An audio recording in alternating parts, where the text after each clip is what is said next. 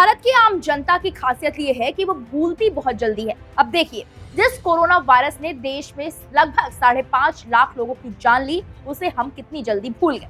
वैसे गम को जितनी जल्दी भूल जाएं उतना ही अच्छा है, वरना व्यक्ति फिर उसी सोच में डूबा रहेगा और उसकी उत्पादकता जाती रहेगी। लेकिन दुख की घड़ी में किन लोगों ने अपने फायदे के लिए आपका और ज्यादा नुकसान किया और आपके दुख को बढ़ाने के लिए कई जतन किए, ये सब हमें कभी नहीं भूलना चाहिए।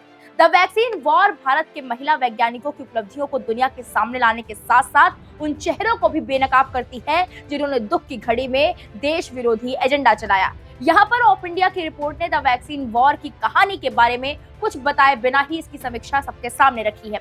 अगर आप सीधे शब्दों में पूछेंगे कि आपको द वैक्सीन वॉर क्यों देखनी चाहिए, तो रिपोर्ट्स में दावा किया गया है कि अपने आसपास घट रही उस वास्तविकता से रूबरू होने के लिए इसे जरूर देखिए, जिसका आपको अंदाजा भी नहीं होता और उसका अच्छा बुरा असर आप पर पड़ जाता है।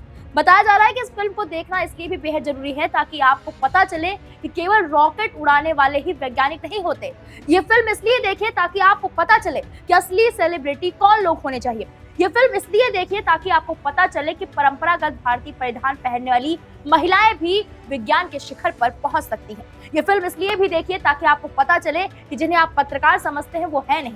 ये फिल्म इसलिए भी देखिए ताकि आपको पता चले कि हमारे देश में हर अच्छे कार्य को रोकने के लिए कुछ गद्दार भी हैं। दावा किया जा रहा है कि द वैक्सीन वॉर फिल्म की कहानी के बारे में इतना समझ लीजिए कि कहीं भी बोर नहीं करती है। फर्स्ट हाफ में फिल्म तेज गति से आगे बढ़ती हुई प्रतीत होती है और आपको अपनी सीट से बांधे रखती है। कहानी सेकंड हाफ में किरदारों से उनका सर्वश्रेष्ठ निकलवा लेती है। 2008 मुंबई हमलों पर 2013 में बनी रामगोपाल वर्मा की 26/11 के बाद ये नाना पाटेकर का सर्वश्रेष्ठ परफॉर्मेंस है। फिल्म के क्लाइमैक्स में उनका विंटेज अवतार देखने को मिलता है। फिल्म में बहुत ज्यादा नाटकीयता नहीं है, इसे सच्ची कहानी बोलकर प्रचारित किया गया और ये इस तमगे के साथ न्याय भी करती है। विवेक अग्निहोत्री इससे पहले भी घटनाओं को जैसा है वैसे ही दर्शकों के सामने पेश करने की कला का प्रदर्शन कर चुके हैं। ये आपने द कश्मीर फाइल्स में अच्छे से देखा होगा। यहाँ वो अपनी इस कला का और अच्छे सा प्रदर्शन करते हैं। बतौर निर्देशक फिल्म के कुछ शॉट्स उनके सर्वश्रेष्ठ दृश्यों में गिने जाएंगे।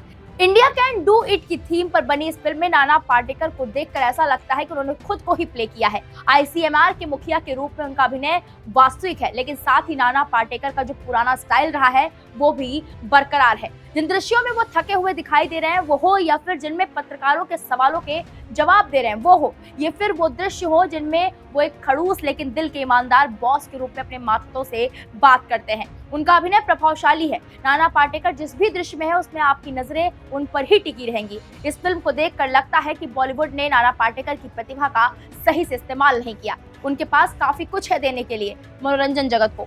द वैक्सीन वॉर के अन्य किरदारों की बात करें तो सबसे प्रमुख है पल्लवी जोशी का किरदार। आपने उन्हें द टास्किन फाइल्स और द कश्मीर फाइल्स में नकारात्मक किरदारों में देखा होगा, लेकिन इस बार उन्होंने एनआईवी यानी कि नेशनल इंस्टीट्यूट ऑफ वायरोलॉजी की निदेशक डॉक्टर प्रिया अब्राहम का किरदार निभाया है। हिंदी स्पष्ट न बोल पाने वाले किरदार में उन्होंने जान फूंक दी है। इसे देखकर उनके अनुभव और उनकी प्रतिभा का पता चलता है, साथ ही उनकी अभिनय की विविधता का भी। फिल्म में एक और रोचक किरदार है राइमा सेन का, जिन्हें रोहिणी सिंह धुलिया नाम का किरदार निभाया है। विदेश से फंडिंग लाने वाली पत्रकार, स्वदेशी वैक्सीन को बदनाम करने वाली पत्रकार, भारत पर विश्वगुरु का तंज कसने वाली पत्रकार, भारत के हर मोर्चे पर फेल होने की कामना करने वाली पत्रकार, दंगों पर रोटी सेकने वाली पत्रकार, आतंकियों की हिमायत करने वाली पत्रकार, अपने एजेंडे के आगे किसी की भी नहीं सुनने वाली पत्रकार। आप जरूर ऐसे किरदारों को वास्तविकता में भी जानते होंगे, खासकर अगर आप ट्विटर या यूट्यूब का इस्तेमाल करते हैं। ये पत्रकार दिखने में तो सुंदर होते हैं, लेकिन उसके भीतर बड़ी मात्रा में जहर भरा होता है। प्रधानमंत्री नरेंद्र मोदी कई मौकों पर विज्ञान को बढ़ावा देने की बात कर चुके हैं और साइंस बजट भी उनकी सरकार में बढ़ाया गया है। फिल्म में उनकी वैज्ञानिक सोच भी प्रत्यक्ष अप्रत्यक्ष रूप से आपको जानने को मिलेगी। अब सरकारी दफ्तरों की, सरकारी बाबुओं की और सरकारी विभागों की कार्यशैली बदल गई है।